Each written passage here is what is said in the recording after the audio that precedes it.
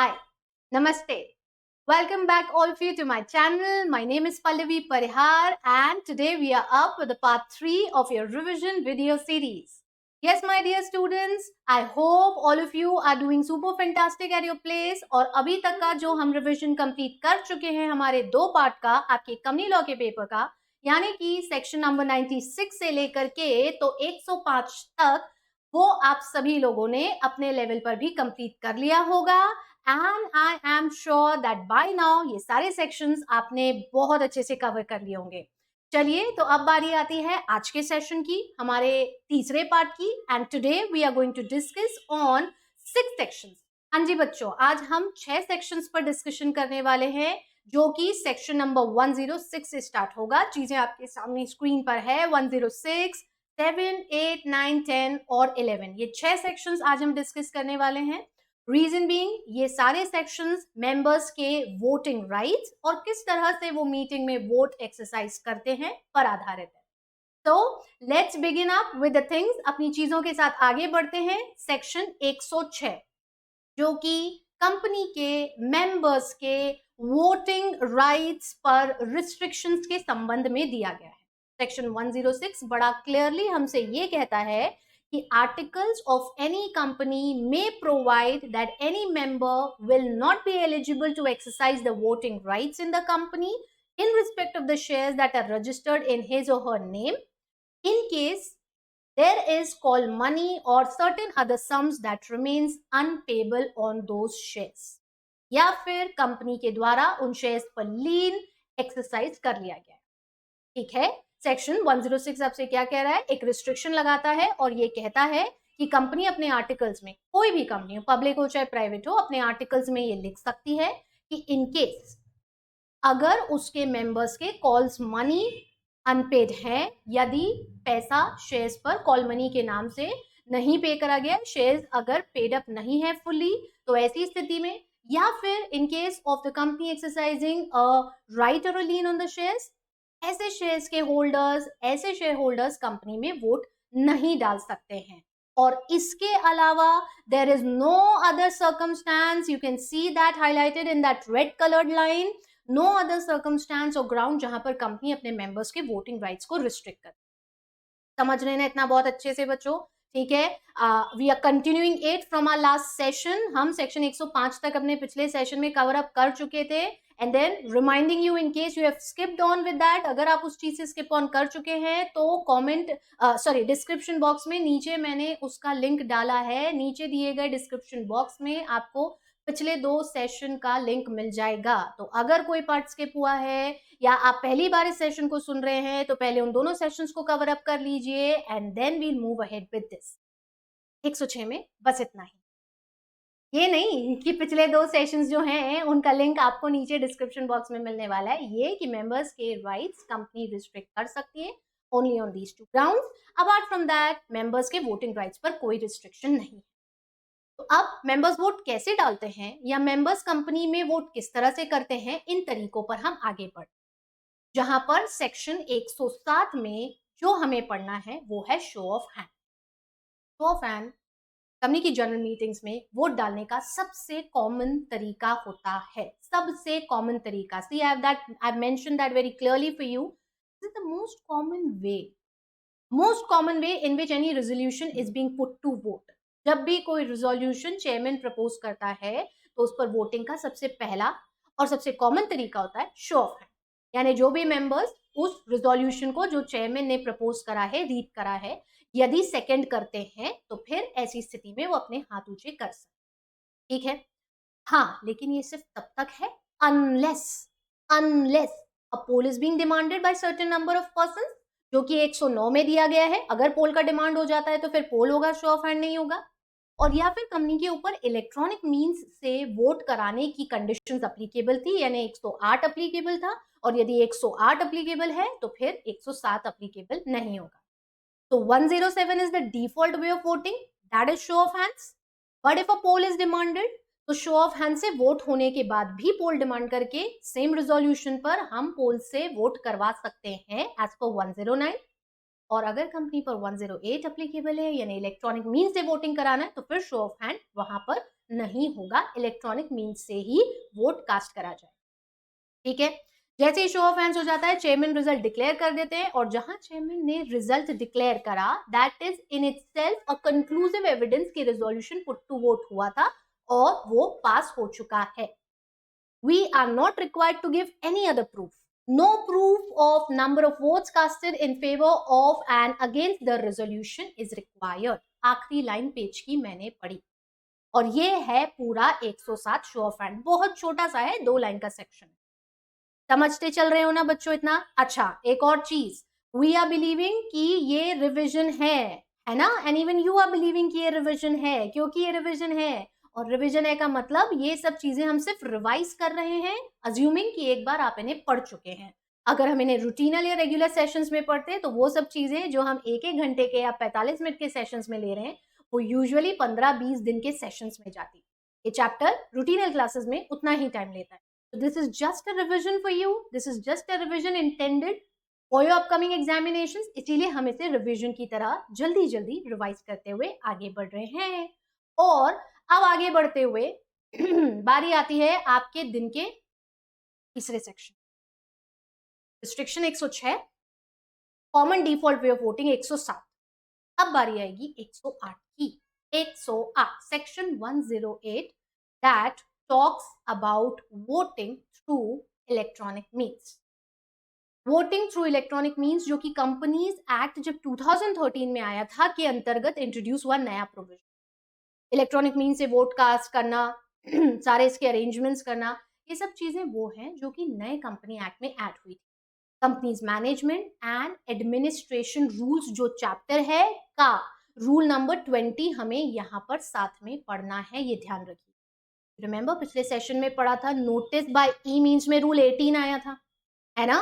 तो नोटिस जब E means से जाता है तो रूल 18 है, और जब वोटिंग ई मीन्स से होती है तो रूल 20 हमें कंप्लाई करना है। तो it is like section 108 that is parallelly read with rule number 20।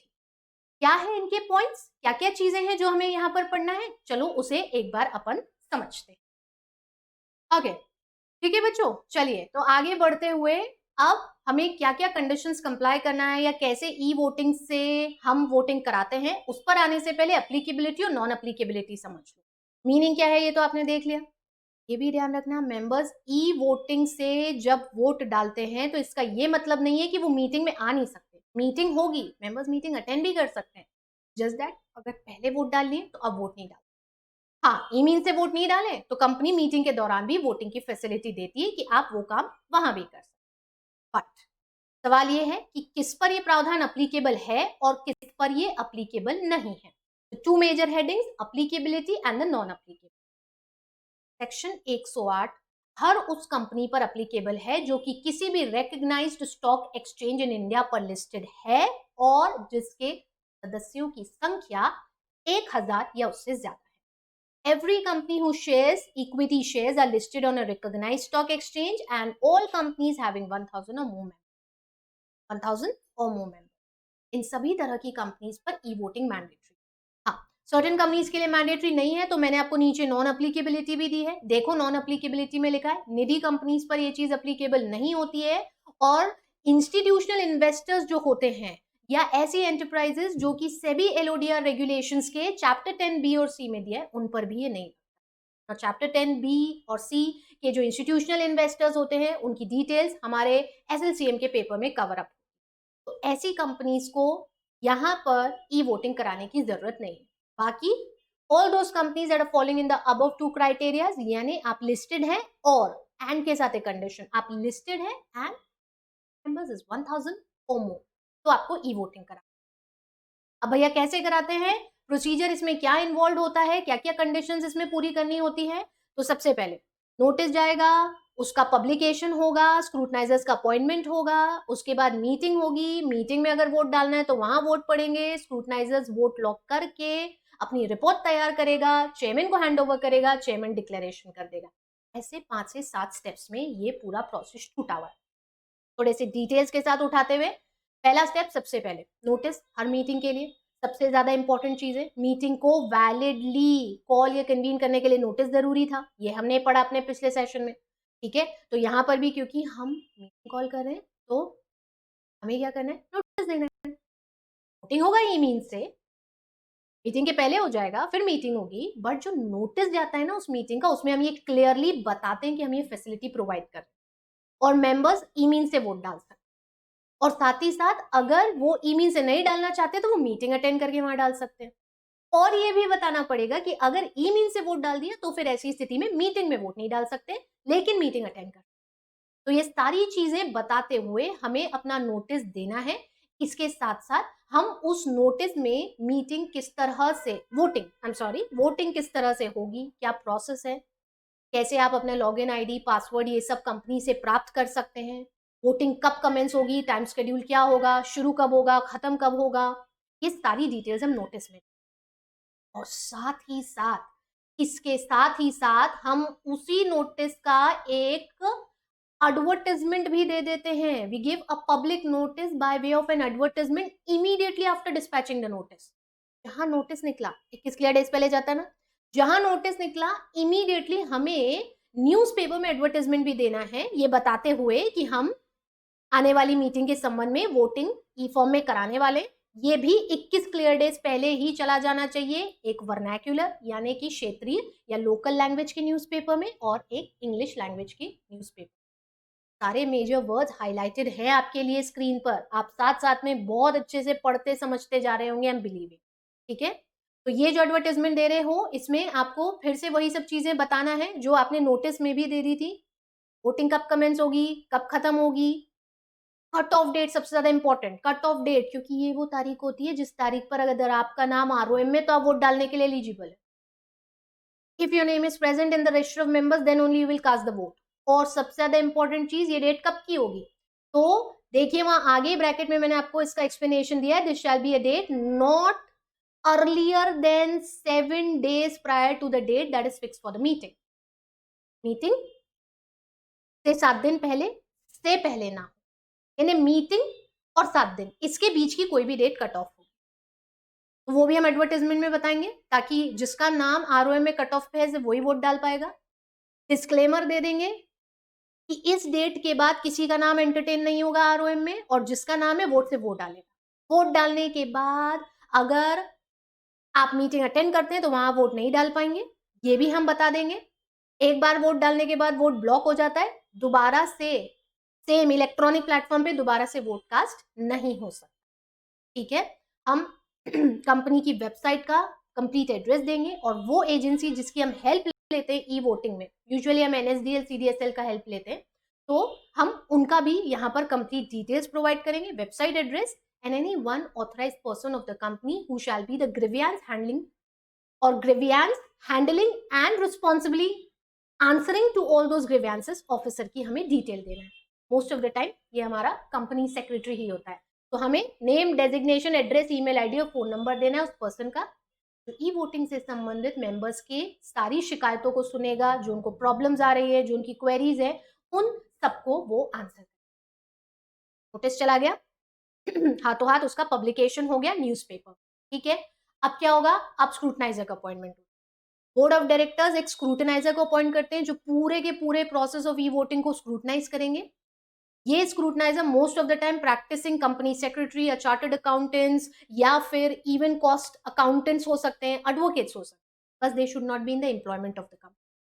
और साथ ही साथ ये अपने साथ कुछ ऐसे असिस्टेंट का भी अपॉइंटमेंट कर सकते हैं जो अगेन कंपनी के एम्प्लॉयमेंट में नहीं हो, बट हाँ ई वोटिंग के प्रोसेस से वेल वर्स्ड हो और वो उन्हें उसमें हेल्प करे।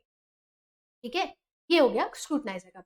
इनकी कंसेंट लेना बहुत जरूरी होता है। स्क्रूटनाइजर की कंसेंट लेकर के बोर्ड मीटिंग में उसे पुटअप करा जाता है, तभी बोर्ड रिजोल्यूशन पास करके इनको स्क्रूटनाइजर नियुक्त करे। अब क्या होगा, अब मीटिंग के पहले जो वोटिंग लाइन्स खुलती है वो खुलेंगी और वोटिंग शुरू होगी। बिल्कुल वैसे ही खुलती वोटिंग लाइन जैसे हम हमारे यूजुअली काफी सारे टेलीविजन के रियलिटी शोज में देखते हैं, डांस का, सिंगिंग का, कि भाई अपने फेवरेट कॉन्टेस्टेंट के लिए वोट करिए, ये उसका नाम है, ये उसका कोड है, आप ऐसे वोट कर सकते हैं। वोटिंग लाइन्स खुली है सुबह में 10 बजे से शाम को 10 बजे तक, ठीक वैसे ही यहाँ भी होता है। जब रिमोट वोटिंग शुरू होती है तो इसकी वोटिंग लाइन्स एटलीस्ट आपको 3 दिन तक खुली रखनी, एटलीस्ट फॉर 3 days ये रहती है। और अगर मीटिंग के ठीक एक दिन पहले तक वोटिंग लाइन्स खुली हैं तो उस ठीक एक दिन पहले को शाम 5 बजे वोटिंग लाइन्स बंद। शाम 5 बजे के बाद वोटिंग नहीं हो, ठीक है। इस दौरान मेंबर्स अपने वोट्स कास्ट करते हैं, जो लोग कर सकते हैं, जो लोग करना चाहते हैं, जिन्हें लगता है वो नहीं कर सकते, मीटिंग में ही जाना चाह रहे हैं, वो वहां जाके वोट करें। तो मेंबर्स अपना वोट्स कास्ट करते हैं, एक बार वोट कास्ट हो गया लॉक हो जाता है, बदलता नहीं है, ना बदलेगा और ना दोबारा वोट कास्ट करने का मौका। Once it is being casted, एक बार जहां वोट कास्ट करा लॉक हो जाए, ठीक है। फिर उसके बाद जैसे ही आपका ये वोटिंग पूरा बंद होगा, फिर उसके बाद ये सारे के सारे वोट सिस्टम में अपने आप फोर्थविथ इमीडिएट लॉक हो जाते हैं। उसके बाद किसी भी वोट को कोई भी व्यक्ति एक्सेस नहीं कर सकता, देख नहीं सकता कि किस आईडी से कौन सा वोट आया है। नो बडी कैन, ठीक है। Company same voting system meeting के दौरान प्रोवाइड कर सकती है, ताकि जिन लोगों ने मीटिंग अटेंड, जिन लोगों ने वोटिंग नहीं करी थी, वो जब मीटिंग अटेंड करेंगे तो उस समय अपना वोट डाल दे। तो सेम वोटिंग सिस्टम कंपनी वहां भी अपना सकती। अब कैसे होगा declaration of the result of voting? उधर वोटिंग्स खत्म हो गई, मीटिंग हुई, मीटिंग के दौरान वोटिंग जो करनी थी वो सारी वोटिंग हो गई। ये हुआ इमीडिएटली देयर आफ्टर सारे के सारे वोट्स को ब्लॉक कर दिया जाता है। फिर स्क्रूटनाइजर उन्हें अनब्लॉक करता है in the presence of at least 2 witnesses. 2 witness की जरूरत होती है, उनके सामने ये वोट्स अनब्लॉक होते हैं, और ये दोनों कंपनी के एम्प्लॉयज नहीं होना चाहिए। अनब्लॉक होते हैं, वोट्स की काउंटिंग होती है, और स्क्रूटनाइजर अपनी एक रिपोर्ट तैयार करता है इन टर्म्स ऑफ कितने वोट्स कास्ट हुए फेवर में, कितने अगेंस्ट में, और किस रेजोल्यूशन का फेट क्या निकला, यानी वो पास हुआ या वो फेल हुआ, ठीक है। ये रिपोर्ट 3 दिन के अंदर अंदर उसे बना के देना है, within 3 days, not later than 3 days of conclusion of meeting. Scrutiniser अपनी रिपोर्ट बना करके कंपनी के चेयरमैन को सौंप देगा। चेयरमैन उस रिपोर्ट को रिसीव करके, उस पर सिग्नेचर करके, उसे इनिशियल करके फाइनल रिजल्ट का डिक्लेरेशन इमीडिएटली कर देता है। चेयरमैन जब ये रिजल्ट डिक्लेरेशन करता है, उसके पहले तक जो भी चीजें रजिस्टर मेंटेन कर to the votes that were being casted, scrutiniser की रिपोर्ट, ये सब स्क्रूटनाइजर के पास रहता है। एक बार जब चेयरमैन के द्वारा फाइनल रिजल्ट का डिक्लेरेशन कर दिया जाता है, उसके बाद वो ये सारे डॉक्यूमेंट्स, पेपर्स और जो भी चीजें हैं वो कंपनी के चेयरमैन को हैंड ओवर कर देता है। Once the minutes are being signed and the proceedings are finally completed, और उसके बाद ये चेयरमैन या any other authorised director on the board की सेफ कस्टडी में रहती है। क्या बच्चों इतना अच्छे से क्लियर हो गई ना ये सारे के सारे पॉइंट सभी लोगों को? रिजल्ट डिक्लेरेशन जो भी हुआ वो वेबसाइट पर भी प्लेस हो जाता है, और the resolution or resolutions that have been passed in such a manner will be considered as effective from the date of their result declaration, ठीक है। जिस भी डेट पर मीटिंग में उनका रिजल्ट डिक्लेरेशन हुआ वहां से वो इफेक्टिव मान लिए जाएंगे।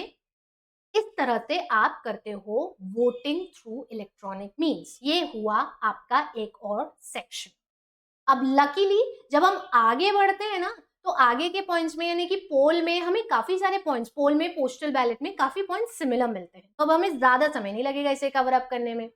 109 आपके दिन का चौथा सेक्शन जो है, 109 has to be read with, क्योंकि ये पोल पर आधारित है, और ये तीसरा तरीका है, show of hand, electronic means, poll, तो ये तीसरा तरीका। और पोल इज सेक्शन 109, इसे हम रूल 21 के साथ, मैं बता दी थी ना आपको, 108 है तो रूल 20 है, 109 है तो रूल 21 है, और 110 है तो 22 आ जाएगा, ऐसे साइमल्टेनियसली चलते हैं। अच्छा, इस सेक्शंस, रूल्स और रेलेवेंट फॉर्म्स का एक कंपाइल्ड चार्ट भी है, बट वो सब आपको मिलेगा सेशन के आखिरी में।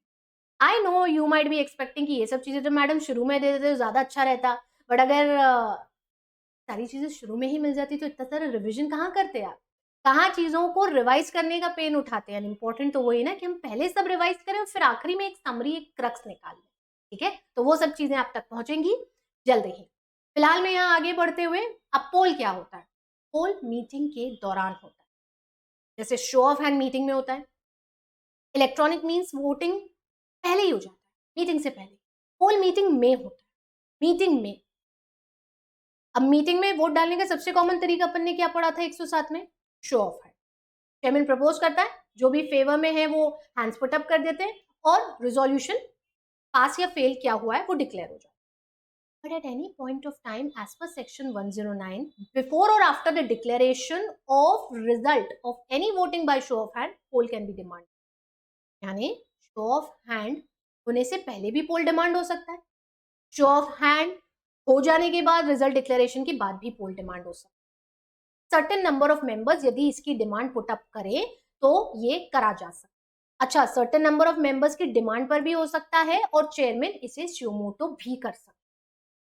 डिमांड पे करेंगे तो डिमांड करने वाले कितने लोग होना चाहिए, तो ये देखिए यहाँ पर सामने स्क्रीन पर आ रहा है, in case of a company that has a share capital, सदस्य इतने हो, so many number of members who are holding not less than 1/10 of the total voting powers of the company, और या फिर इतने सदस्य जिनकी जो एग्रीगेट शेयर होल्डिंग कंपनी में है, the aggregate some is not less then 5 lakh rupees और सच हायर एज में भी प्रिस्क्राइब, वे समय समय पे गवर्नमेंट प्रिस्क्राइब करती है, एज ऑन डेट अपडेटेड या 5 लाख। तो या तो 1/10 ऑफ शेयर्स रखने वाले या इतने संख्या के मेंबर्स जिनकी टोटल ओवरऑल होल्डिंग 5 लाख रुपए है, नॉट लेस देन 5 लाख। ठीक है, in a company with share capital. In a company without share capital, it's very simple. Those who are holding 1/10 of the total voting power. ये personally present हो चाहे proxy के through आए हो, and this is where the proxy gets the right. हमने पिछले session में जब प्रॉक्सी पढ़ा तब पढ़ा प्रॉक्सी के अधिकार बहुत सीमित है, ना वो बोल सकता है ना वो डिस्कस करता है, पोल डिमांड कर सकता है और पोल में वो वोट भी डाल सकता है। तो पोल की डिमांड में हम ये जो 1/10 की काउंटिंग करते हैं, इसमें पर्सन्स प्रेजेंट वेदर पर्सनली और थ्रू प्रॉक्सी, हम इन सबको कंसिडर। ठीक है, तो ये तो हो गया पोल की डिमांड। अब प्रोसीजर क्या होगा, तो मोर और लेस काफी सारे सिमिलर पॉइंट्स हमें मिलते जाएंगे। सबसे पहले एडजर्नमेंट ऑफ द मीटिंग को लेकर के या चेयरमैन के इलेक्शन को लेकर के तो फोर्थविथ होता है, और ये एडजर्नमेंट के प्रावधान पढ़ते समय और 104 में चेयरमैन पढ़ते समय हमने पढ़ा है, याद आ गया ना। ठीक है, सो अगर एडजर्नमेंट के लिए फोर्थविथ, फोर्थविथ मतलब क्या था, जल्दी बोलो उधर से, मैं बोलूं इससे पहले, यस इमीडिएटली हो। अगर एडजर्नमेंट करने के लिए या चेयरमैन इलेक्शन, हाँ किसी दूसरे मैटर के लिए है तो जब भी डिमांड हुई वहां से 48 घंटे 48 आवर्स में हो जाना चाहिए, विद इन 48 आवर्स हो जाना चाहिए। डिमांड करने के बाद विड्रॉ भी कर सकते हैं मेंबर्स, पर्सन्स, ये अधिकार मिला हुआ है उन्हें, that the demand for the poll may be withdrawn at any time by the persons who have made, ठीक है, वो उस डिमांड को विड्रॉ कर सकते हैं।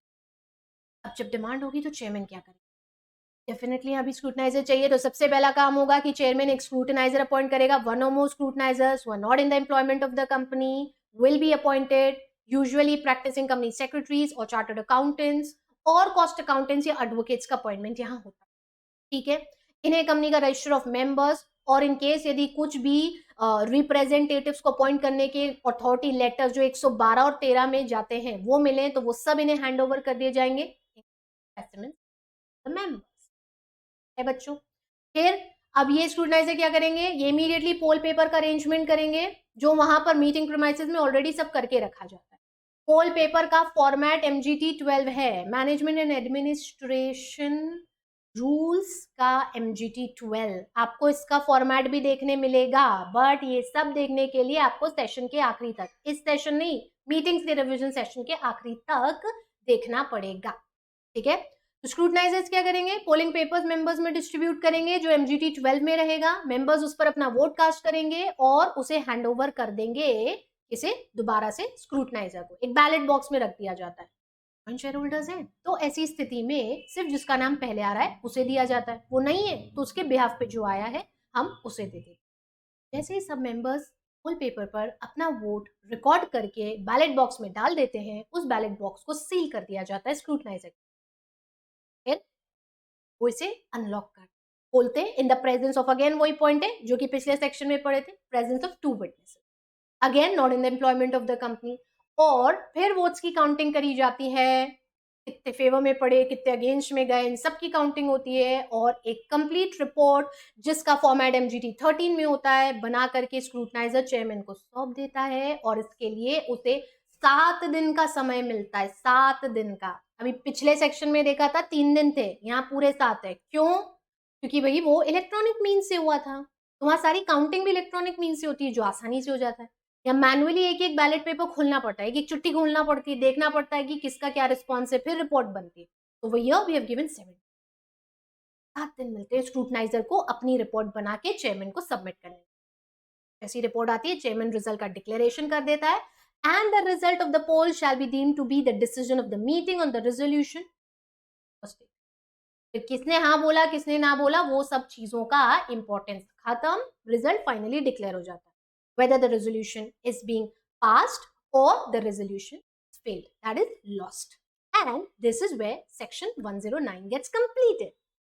वोटिंग का आखिरी तरीका पोस्टल बैलेट. अब शो ऑफ हैंड कहाँ हुआ था, जल्दी से याद दिला दो मेरे को. शो ऑफ हैंड कहाँ पे हुआ था, मीटिंग में हुआ था, बाय डिफॉल्ट होता है. नहीं करना है शो ऑफ हैंड या होने के बाद भी कुछ और करना चाहते हैं मीटिंग में, कुछ लोग वोट डालना चाहते हैं, जो शो ऑफ हैंड में नहीं कर पाए तो क्या करते हैं, पोल डिमांड करते हैं. ठीक है. सर्टेन टाइप ऑफ कंपनीज अगर हैं, यानी लिस्ट एक्सचेंज या 1000 या उससे ज्यादा शेयर होल्डर्स की कंपनी अगर है, तो फिर ऐसी स्थिति में इलेक्ट्रॉनिक पोस्टल बैलेट थोड़ा अलग. Section 110 that is read with rule number 22 of the company share capital and debenture, not share capital, management and administration rules 2014. यहां पर पोस्टल बैलेट के लिए जो अप्लीकेबिलिटी है वो ये कहती है कि there are certain businesses that are prescribed by the central government जो कि certain companies को सिर्फ पोस्टल बैलेट से करना है. See that point number 1. Notwithstanding anything contained in the act. Section शुरू यहां से होता है, notwithstanding anything contained in this act, यानी एक्ट में कहीं कुछ भी लिखा हो. There are certain businesses in respect of such items of businesses as the central government may by notification declare be transacted only by means of shall लिखा है, ये सिर्फ पोस्टल बैलेट. इसके अलावा कोई भी item of business ordinary businesses को छोड़ करके कंपनीज पोस्टल बैलेट से कर सकती है, जो प्रक्रिया दी है उसे फॉलो करके. तो इंटरप्रिटेशन क्या निकला, सर्टेन बिजनेस आइटम्स ऐसे हैं जो मैंडेटरीली पोस्टल बैलेट से, वहां पर फिर मीटिंग होती ही नहीं है, उन आइटम्स के लिए मीटिंग होगी ही नहीं, वो आपको पोस्टल बैलेट से ही करना. उसके अलावा और ऑर्डिनरी बिजनेस को छोड़ के आप कोई भी आइटम कर सकते हैं पोस्टल बैलेट से ट्रांजैक्ट, यदि आप करना चाहते हैं तो जो प्रक्रिया दी है इस सेक्शन में और रूल 22 में उसे कंप्लाई करते हुए. समझते चल रहे हैं इतना.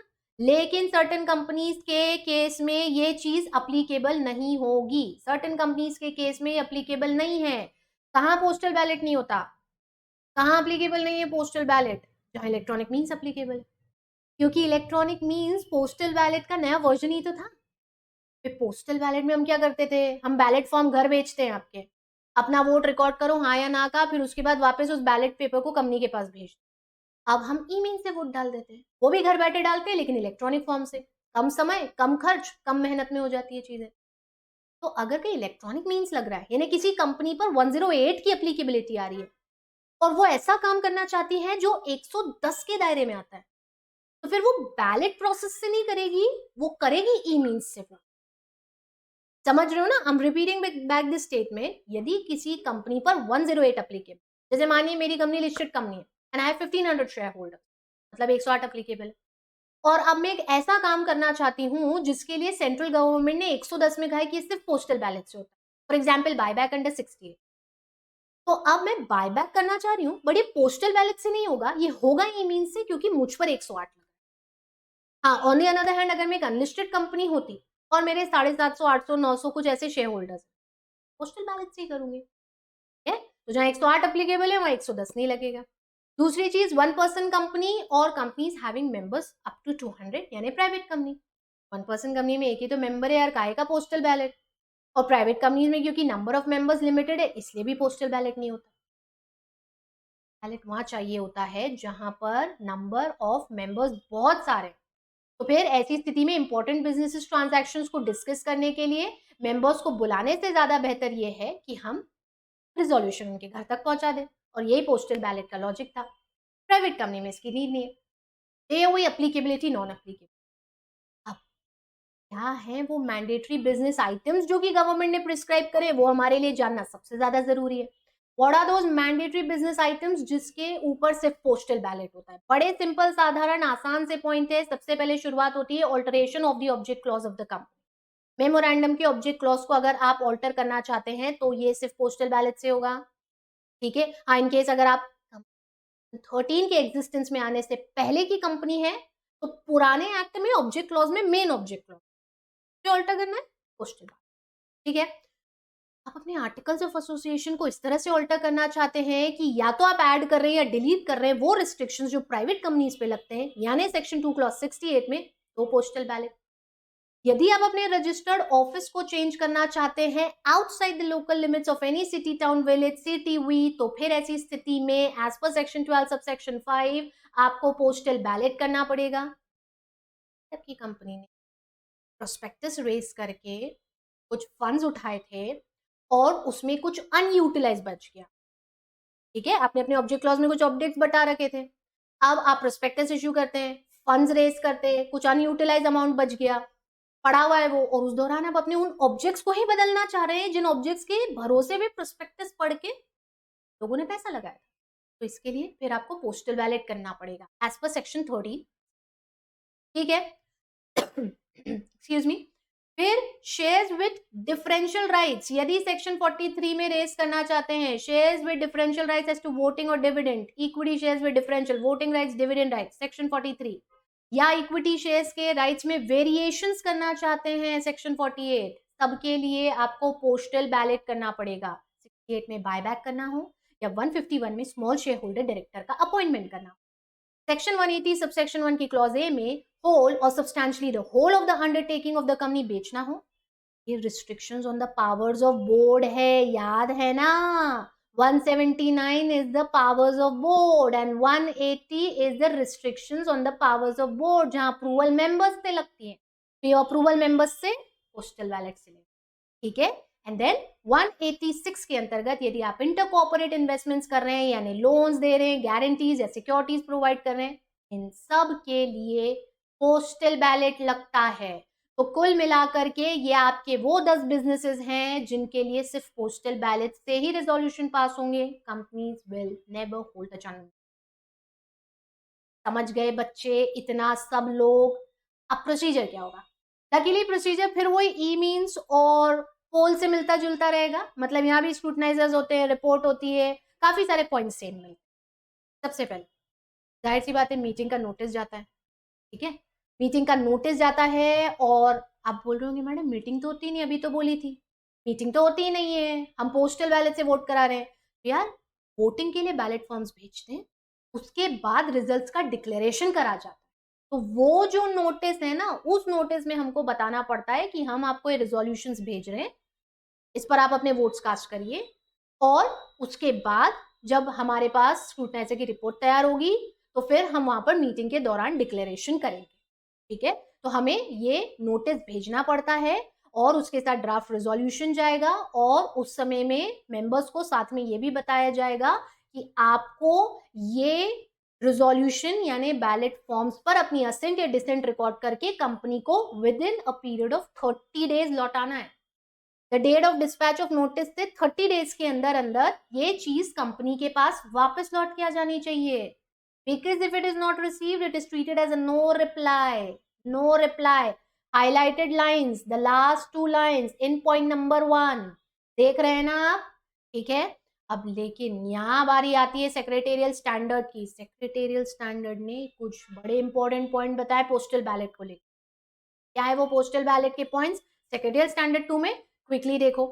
नोटिस ऑफ कोर्स राइटिंग में जाएगा, हर एक मेंबर को लास्ट नोन रजिस्टर्ड एड्रेस पर जाएगा। अब ये नोटिस के साथ आप ये बताएंगे कि हम आपको ये रिजोल्यूशन भेज रहे हैं। As a general good business practice, SS2 ने पहले भी कहा है कि आप ये सब नोटिस डायरेक्टर्स और ऑडिटर्स, सेक्रेटरियल ऑडिटर्स हैं तो उन्हें, और डिबेंचर ट्रस्टीज हैं तो उन्हें भी भेजिए, ठीक है।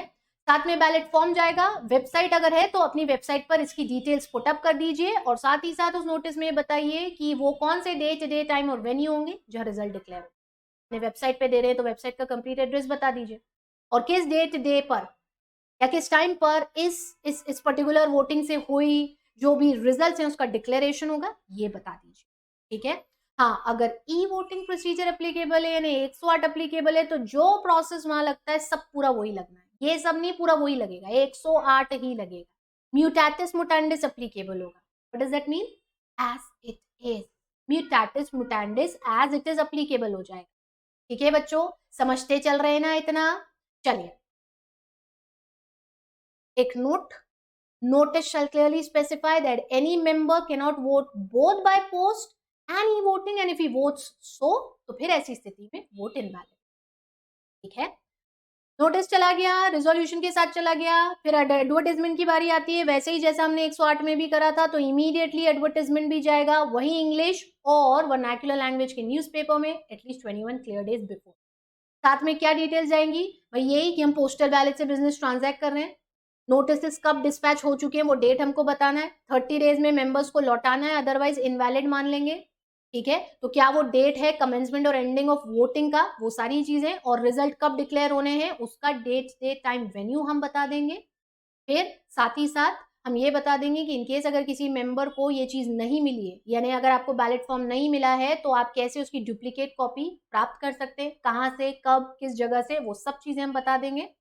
और उस पर्सन का कॉन्टैक्ट डिटेल्स यानी name, address, designation, email and phone number, जो इस पूरे प्रोसेस को कोऑर्डिनेट कर रहा है और आपकी ग्रीवेंसेस, आपकी शिकायतों या आपकी किसी भी तरह की क्वेरीज को हैंडल करेगा, उसकी डिटेल्स हम यहाँ दे देंगे। ठीक है, कट ऑफ डेट जैसे वहां थी यहाँ पर भी रहेगी, कट ऑफ डेट के हिसाब से मेंबर्स डिटरमाइन करे जाएंगे जो इस तरीके के प्रोसेस में अपना वोट डालने वाले हैं, सिर्फ उन्हीं को वोट डालने की अनुमति होगी।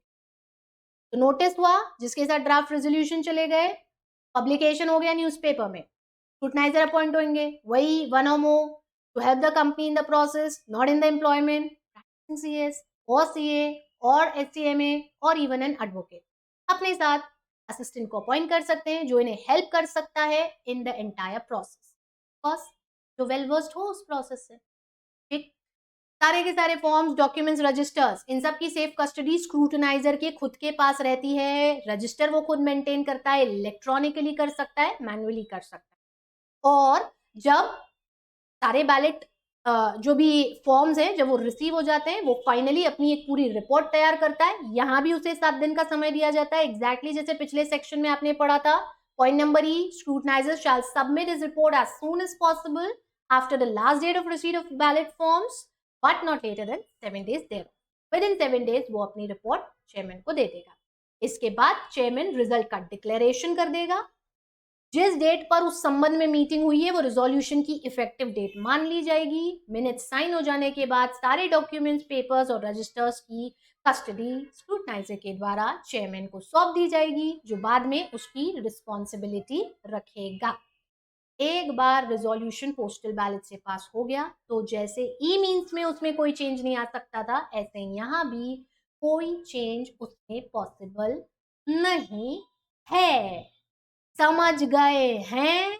बहुत अच्छे से सभी लोग मान के चल रही हूं मैं। और बस 110 खत्म करने के पहले बैलेट फॉर्म को लेकर के सेक्रेटेरिएट स्टैंडर्ड 2 में कुछ छोटे छोटे से पॉइंट है, बारीक बारीक से पॉइंट है। आप देख ही रहे हो स्क्रीन पे, क्यों बोल रही हूँ मैं छोटे और बारीक से। Secretariat standard 2 issued by our mother institute, that is ICSI, ballot forms के संबंध में भी कुछ चीजें गुड बिजनेस प्रैक्टिसेस के मद्देनजर हमें बताता है। ठीक है, चलो बच्चों, बड़े अपन आ गए इन सब चीजों के लिए। ठीक, अब क्या पॉइंट्स दिए गए हमें सेक्रेटेरिएट स्टैंडर्ड 2 में, वो जो छोटे से पॉइंट्स हैं, छोटे से हैं, जल्दी से देखो। पहला क्या पॉइंट है कि अगर जो फॉर्म कंपनी ने दिया है उसके अलावा किसी फॉर्म को भर के आप कंपनी को दे रहे हैं पोस्टल बैलेट फॉर्म के तौर पे, उसे रिजेक्ट कर दिया जाए। ठीक, अगर वो आपने साइन नहीं करा है या आपकी बिहाफ पर साइन नहीं करा गया है तो वो रिजेक्ट हो जाएगा। सिग्नेचर्स अगर मैच नहीं करते हैं जो कंपनी के रिकॉर्ड्स में है, तो भी ऐसी स्थिति में वो फॉर्म रिजेक्ट मान लिया जाएगा। अगर कोई कंफ्यूजन है, हम नहीं डिटरमाइन कर पा रहे कि आप यस बोल रहे हैं कि नो बोल रहे हैं, असेंट है कि डिसेंट है, तो भी वो चीज ऐसी स्थिति में रिजेक्ट कर दी जाएगी। ब्लैंक फॉर्म ही लौटा दिया, इन्हें ना असेंट दिया ना डिसेंट हुआ, तो भी ऐसी स्थिति में वो इनवैलिड मान लिया जाएगा। ठीक है, फिर अगर किसी मेंबर के वोटिंग राइट को लेकर के किसी भी अथॉरिटी ने, कोर्ट है, ट्राइब्यूनल है, किसी भी अथॉरिटी ने उसे फ्रीज करने के लिए इंस्ट्रक्शंस दिए, यदि किसी मेंबर के वोटिंग राइट्स फ्रीज हो चुके हैं तो फिर उसके द्वारा दिया गया बैलेट फॉर्म वैलिड ही नहीं, उसे काउंट ही नहीं करा जाएगा। लास्ट डेट जो फिक्स थी उसके बाद अगर मिलता है तो भी उसे कंसिडर नहीं करा जाएगा। ठीक है, हाँ, पॉइंट नंबर एच को देखते चलिए। The postal ballot form signed in a representative capacity if not is being accompanied with a certified copy of relevant specific authority, तो भी वो चीज सही नहीं मानी जाएगी। जिन मेंबर्स के कॉल्स इन अरियर्स चल रहे हैं उनके द्वारा दिया गया फॉर्म भी वैलिड नहीं है। डिफेस्ड या म्यूटिलेटेड यानी हटा हुआ, खराब करा हुआ, जैसे मोड़ करके फेंक दिया हमने पेपर को, खराब हो गया, तो ऐसे कोई डिफेज या म्यूटिलेटेड फॉर्म है जिसे आइडेंटिटी क्लियर नहीं हो रही है, वो भी एक्सेप्टेबल नहीं है। और member has made any amendment to the resolution or imposed any condition while exercising the voting। अगर किसी भी तरह का कोई भी चेंज मेंबर अपने एंड से कर देता है तो हम इन सारी चीजों को वैलिड कंसिडर नहीं करते पोस्टल बैलेट में। और ये हो गया आपका पोस्टल बैलेट कंप्लीट, दिन का आखिरी सेक्शन, और ये है circulation of members resolution section 111, that is 111। क्या होता है सर्कुलेशन ऑफ मेंबर्स रिजोल्यूशन में? ये सेक्शन हमसे ये कहता है कि अगर certain number of members company को ये रिक्वेस्ट दें तो वो मीटिंग से संबंधित किसी भी रिजोल्यूशन को या रिजोल्यूशन से संबंधित किसी भी स्टेटमेंट को सर्कुलेट करने का कंपनी से कह सकते हैं। देखो आंसर स्क्रीन पे दिख रहा है, सॉरी आपका कंसेप्ट स्क्रीन पे दिख रहा है। A company shall on the requisition of certain number of members, जो राइटिंग में मिलना चाहिए, जो सेक्शन 100 में। अब 100 में कौन से, वो ईजीएम पे रिक्वेजिशन देने वाले, section 100 EGM 1/10 of the voting right, share capital या voting powers without share capital वाली कंपनी, है ना। तो इतनी संख्या के मेंबर्स यदि रिक्वेजिशन देते हैं तो उनके रिक्वेजिशन के आधार पर या तो मीटिंग के नोटिस में दिए जाने के लिए कोई रिजोल्यूशन ऐड करा जा सकता है एंड रिजोल्यूशन के साथ कोई स्टेटमेंट सर्कुलेट करे जाने के लिए यहां पर वो ऐड हो सकता है। ठीक है, सेक्शन 111 में हमसे ये कहा गया, पर इसका सही टाइम पर कंपनी के पास आना बहुत जरूरी और वो टाइम ड्यूरेशन क्या होता है? अगर वो नोटिस ऑफ रिजोल्यूशन है तो वो कम से कम 6 हफ्ता पहले आना चाहिए कंपनी के पास, राइटिंग में deposited at the registered office, required requisitionist के द्वारा साइन होने के बाद 6 हफ्ता पहले द मीटिंग। ठीक है, हाँ, अगर कोई दूसरी रिक्वेजिशन है तो it should be deposited at least 2 weeks prior to the meeting, और इसके साथ जो भी उसे भेजने का खर्चा आएगा वो भी आपको कंपनी को देना पड़ेगा। समझ रहे क्या बच्चों इतना? ठीक है, सेंट्रल गवर्नमेंट अगर चाहे तो by order declare that the rights conferred by this section if are being abused for any needless publicity और डिफेमेटरी मैटर, इस काम को करने से मना कर सकती है। और कि आपने इस सेक्शन का नॉन कंप्लायंस करा तो एवरी ऑफिस इन डिफॉल्ट 25,000 की पेनल्टी के लिए लायबल होगा। छोटा सा सेक्शन है ना हमारा, कुछ खास नहीं है। सेक्शन 111, मेंबर्स अपना रेजोल्यूशन या statement in relation to a resolution circulate करा सकते हैं। अगर आप रेजोल्यूशन देना चाहते हैं तो मीटिंग से 6 हफ्ता पहले, और अगर स्टेटमेंट देना चाहते हैं तो मीटिंग से 2 हफ्ता पहले in writing along with reasonable expenses company को दे दीजिए। काम खत्म। और आज का हमारा सेशन भी यहाँ पर आकर के हमारे आज के पूरे 6 सेक्शंस कंप्लीट हुए, जहां पर हमने कंपनी में मेंबर्स के वोट डालने के तरीके, उनके वोटिंग राइट्स, कैसे होती है वोटिंग, इन सब चीजों को पढ़ लिया। पिक्चर अब थोड़ी सी ही बस बाकी है, और जो थोड़ी सी पिक्चर बाकी है उसमें क्या क्या डिस्कस करना है देख लीजिए कुछ झलकियां। 112, 13, 14, 15 ये सब कुछ सेक्शन आने वाले हैं जहां पर हमें रिप्रेजेंटेटिव्स की अपॉइंटमेंट, फिर उसके बाद ordinary special resolutions requiring special notices और मिनट्स जैसे कुछ प्रोविजंस डिस्कस करने।